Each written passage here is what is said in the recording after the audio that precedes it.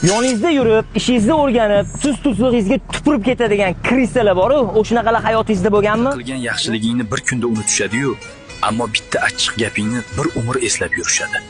Yuzingga solish uchun. Odamlarning xotirasi juda ham qiziqda. Faqat yomonlikni saqlaydigan fleshkaga o'xshaydi. Tez jahli chiqadigan insonlarning 6 afzalligi. 1. Nohaqlikka aslo chiday olishmaydi. Shuning uchun ular javob qaytarishadi, lekin niyatlari aslo yomon emas.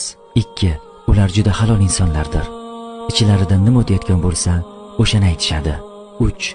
Qalblari juda ham toza, yomon niyatlari yo'q. 4. Juda ham yordamsevardirlar. Boshqalarning dardi ularning dardidir. 5.